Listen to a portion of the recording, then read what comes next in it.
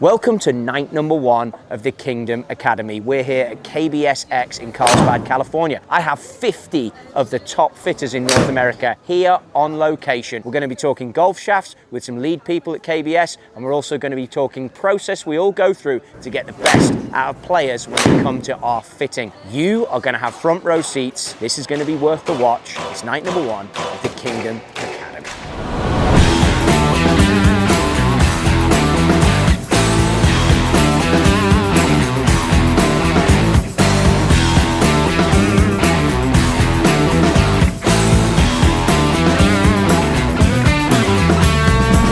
Go through this now. I'm gonna have a couple of people hit golf balls for me. The first one, this guy's played every tour going, excellent player to have, but when it comes to information, you're in a room like this, we're in KBS. TK also pretty much heads up the tour for KBS. Not pretty much, does head up the tour for KBS. So as a tour fitter, you, as I explained earlier, don't want to move too much off what is the known, what is the norm. So quite often on tour, we'll bring in the shaft rep to work with us. In this case, the guy that runs the tour, we'll bring him in to help us through the fit. Speed, right? KBS works big time off speed. There's the first thing. The next thing they work off is going to be, he's talked about land angle, he's talked about spin rate, all normal things. What I see, which I hate, I'll be honest, and you guys are dealing with this more than me, is the golf clubs are going longer and they're going more upright, right? I mean, horrendous. I'm a big proponent to not liking that at all. Of course, and I'm going to get this in, make sure we get this on cue. If we had the full swing up, we wouldn't be running into problems, would we, everybody, with TrackMan? But it is what it is. We'll continue. So I think you can always tell, and that's what, I don't know if you guys saw, information, right? I grabbed the club, I wanted to look at it. I don't know the lie of it, but I was like, I could play this. That's usually my judge of it. It's 2 degrees flat, obviously what is standard, so it's probably going to, it's a 7-iron, what's it at, 59? It's at 59.5. There you go, 59.5. So it's his 7-iron, good length on it, not too long, and good player. It's flat, shock. So when it comes to the weights, how much do you put? Well, you will fit everything off weight, basically, right? Weight to frequency, weight to definitely frequency for sure. So it started a lot with, as we got into lighter weights, we realized when we got into graphite, 80 grams on the LPGA Tour is a sweet spot. That shaft needed to freak out at 4.0 to optimally be able to work so they could hit every shot that they're looking for. So we started with TGI 80, and that 4.0 we found was the sweet spot. And so everything's based off that in graphite. Steel is off of our 130, which freaks out at 7.0. Okay. So again, frequency, now again, aging myself, when I got on tour, frequency would be swing weight and length would impact the frequency. It was like trying to rehearse the absolute Bible. It was a nightmare. So it's always something I've generally stayed away from. But again, in design, frequency is a big thing. The next thing that we notice here, golf ball, TP5 golf ball. So again, fitting wise, that is a huge impact. I know TaylorMade as a golf company spending fortunes on golf balls now. I think when it comes to fitting indoors, it's critical. Obviously, it needs to connect with a launch monitor, but golf ball is everything. And I would always start my fitting before, and I haven't even looked at any numbers yet because I haven't got them, but I'm looking at ball. So the numbers that TK quoted would all obviously be based off of golf ball choice. Is this the ball that you usually play? It's not. Because it's softer, right? So we're probably going to see more spin. Exactly. Yeah. How hard is it to fit golf shafts at a tour event? I don't feel it's that hard. It's just that the hard part, they've been playing a shaft that they've had to get used to for years. So the hard part is getting them into the right shaft for them. Once you do, I watched Celine Boutier came in here playing one of our steel shafts, and Colin, her caddy, kept saying, I need you to, she needs to come in, she needs to come in. She came in, she put a PGI 80, hit one shot, looked at the numbers versus hers, and she said, that's not right. And I said, you own your TrackMan, you know what that, I can't make that thing tell a different story. She picked up 7 yards, height, spin, everything with the same iron, just different shaft. It's interesting, I think, how the LPGA players are far more open to change on that. I think when you're on the PGA Tour, it's there's so much money getting thrown around. It's a risky game to get into changing golf shafts at a tour event.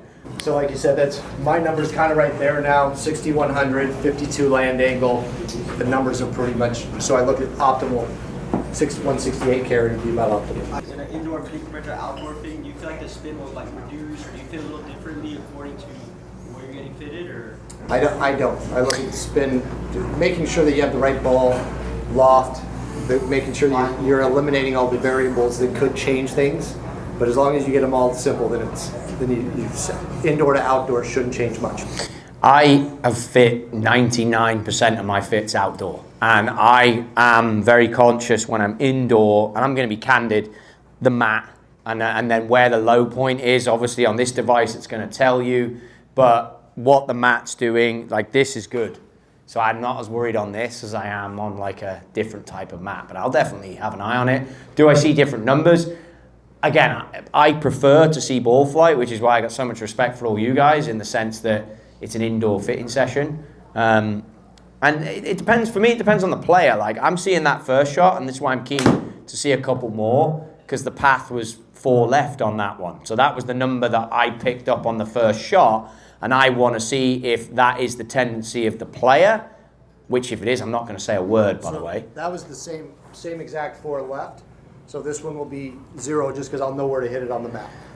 So face has changed though, right? He had 0.1 minus on the first and 1.2 on the second, so he doesn't actually know that I'm actually looking at him. I am actually paying attention. So this will be closer to 0. So speed went up a little bit. I haven't kept an eye on the launch, -2. but there you go. And that's how, so tour-wise, 3 golf shots, and I'm dealing with an ex-tour player who's now obviously an engineer in this whole situation, but 3 shots and then I've painted my picture. That's how I would fit this. Now I'm looking at spin, which hasn't really moved much, has it? So 6400, yeah, kind of that number. yeah, which is for that club maybe a hair low for that, or you would like that? Like that with that land angle.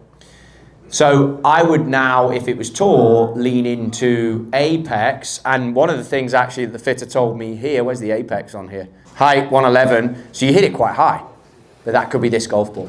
Yeah. Okay, so again, always consider the golf ball. That seems high for the club speed. On tour, you have the information of shot link and proximity to the hole. And from what I've seen, the best iron players in the world will spin it a lot, and then they're comfortable taking spin off. So for me, like that, I like that spin number, but you can see that the face is now on a different angle to the path. Yeah, so it gives him more spin. So they're the stuff, but we know he plays this golf shaft, right? And maybe just add a bit more about that. Yeah, for me, I wanted to go a little lighter. I've always played 125, but my speed was also 93, 94. So as that dropped below 90, and I can heat this up, but it's way easier to lose 10 grams out of the shaft. So this is 115, but it also freaks stiffer than the shaft that I played that was 124. This is a very unique shaft that we're launching on tour, that it's probably the most stable, lightweight steel shaft ever created. This is a 7.0 at 115, which that's usually 130 grams. Even at your speed, you're in 7.0, but because of the weight, you can handle it. Yes. And that is, again, KBS, the more I learn about it, the weight plays such a key part of the fitting, where you're at, and obviously they're basing it off club speed and then frequency. So picking up the speed a bit here, A little bit. spin stayed the same, good golf shot. Again, I'm always looking at path, face to path, gives him the shot he's got out there. Height, still a little high, but we think that's golf ball, but you're living off land angle, right? Yeah.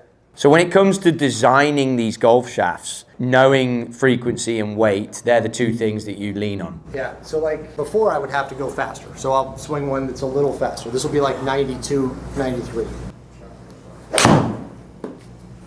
But I used to be able to go 100 with the 6-iron, so that's 91, so a little faster. But now I'll drop one back to 80, so I'll try to go 80 with this one.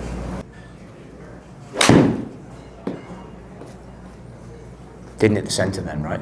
A little heavy, but that's 80. So if I can pick my number that I'm swinging the speed at and keep my numbers the same, I can feel what a golf shaft's doing at that speed, which is almost unquantifiable when you're doing robot testing and you're saying, well, that's what it does, but what does that shaft feel like at that speed? And that's how we were able to come up with shafts that really are designed for fitting in every weight. How much do you lean on centeredness for strike? Because that's the first shot you missed. Everything. Yeah. So in a testing scenario, you'd hit that again. I'll be honest, I was so wine enamored and trying to think of what 50 or 80 felt like that I forgot about impact. Yeah. On that one, I was thinking way more on speed than I was impact. But usually I would throw that out just because impact was wrong. Yeah. So the one thing I've seen from iron testing, golf shaft testing, and player testing, centeredness of strike is absolutely everything. Everything. And I think when in our own golf games, when we get off, it's because we're trying to chase center. Now with a great player, notice how TK's gone and got his own golf club because he knows swing weight, balance point and all that. But on tour, this is where I lean on you guys to lean on swing weight. The first place I would go, if a tour player's not hitting the center, I'm going the swing weight, 100%. Providing I'm in a shaft that I know isn't miles away from what they turned up on. But you can see the questions I'm asking, shaft testing on tour, pretty tough. And everybody's different. My lob wedge has to be D6.5 with 123 gram shaft. I work right down to D1.7 with my 5-iron. Tells you, so I'm a little freakish when it comes to how I want my club stat. Do you think anything of that has to do with attack angle? I haven't been watching it, but that is very shallow for the off-speed shot. That one wouldn't be, yeah, but that's also partly because how this sits on there. Okay. So like I could change that attack angle right here. I'll see if I'll go 80 and a little bit more down. Slight toe banger or? Just barely in the toe. So that dropped the spin from the toe strike, but yeah, the attack angle is what we were changing, and that's down 3. Yeah. Good. So when you're fitting someone, or even in your game, your 7.0 from where you're swinging is pretty darn stiff. It is. But you like a fade bias. For me, I'm personally fade biased. So Yes. if someone is like, hey, I'm looking for more of a draw bias, would you weaken that shaft and maybe give them a little bit more draw Very bias? possible. Or heavier swing weight, Both. if you can handle it. Both can happen too. But you got my picture that I'm painting here, just to interject here, we've got a player that's played on tour. That's why we're living at 7.0.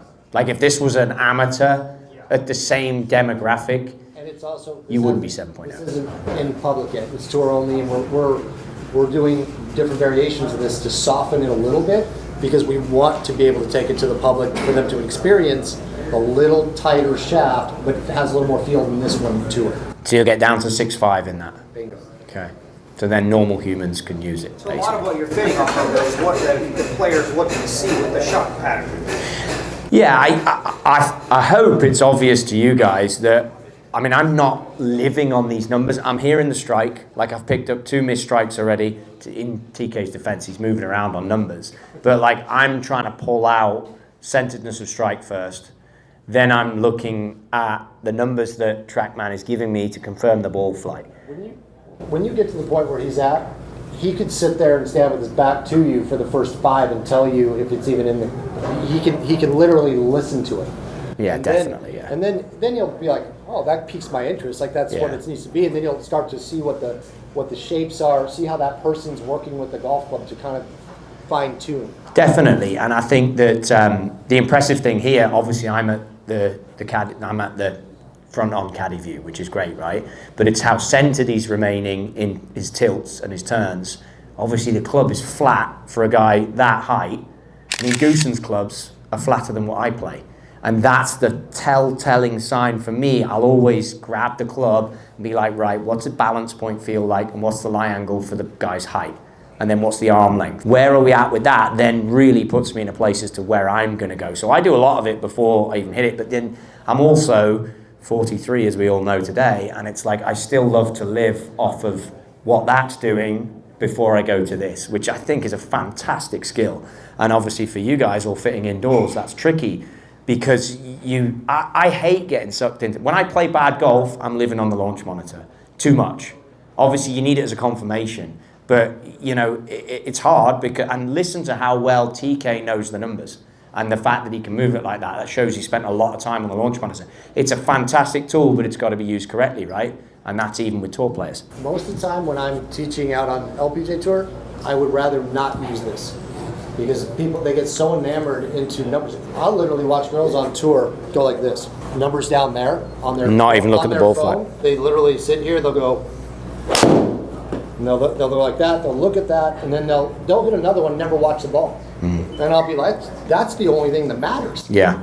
Like, what's the ball doing? What's the ball telling you? I mean, center of contact, you know that stuff. I talk about it all the time. You have to manage how you use this as a player. It's a great tool, but it has to be managed. But I'm going to hand you guys over to Rhett, and thank you for everything, guys. Thank you. Cheers, buddy. Thank you, Tron.